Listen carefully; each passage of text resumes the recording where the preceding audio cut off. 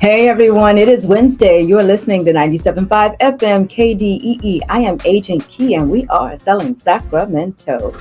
And I want to kick off today's show with our surprise guest, the team of CJEC, the Coalition for a Just and Equitable California. Gentlemen, welcome and introduce yourselves. What's up?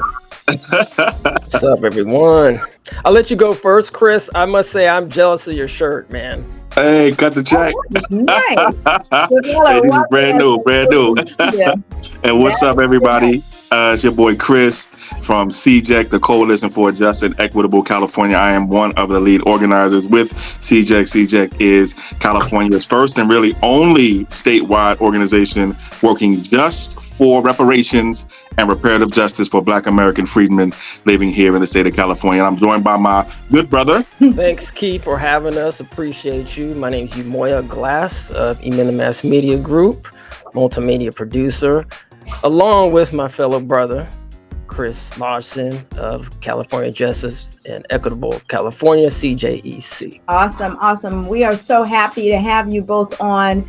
And the reparations issue is a hot button in the media and in the news. And I don't think anybody, the majority of folks 5 years ago would not have believed that we are where we are today with regard to reparations. So can you guys talk about exactly, really briefly, what reparations are, where are we at today, and your involvement, CJEC's involvement in that effort? Yeah, so I'll jump in here, and you're absolutely right, Key. We are closer to reparations than we've ever been. 5 years ago, as you mentioned, there was very little talk about reparations, and 5 years later, California is the first state to have a state reparations commission. So we are closer to reparations than we've ever been. The way we talk about reparations and the way the California Reparations Task Force talks about reparations, we're really talking about taking a range of actions to provide a range of benefits to survivors and descendants of human rights violations. And we're talking about reparations in 5 forms. So under international law, if you go anywhere in the world, if you go to the United Nations, anywhere you go where reparations is happening anywhere in the world, reparations comes in 5 forms, and they are compensation, restitution, rehabilitation, satisfaction, and guarantees of non-repetition. So compensation is what you are probably most familiar with. That's the money, that's the financial, that's the economic. I have a saying, if it don't have compensation, it ain't reparations. Then there is restitution, which is the return of land or the return of property or the return of your employment.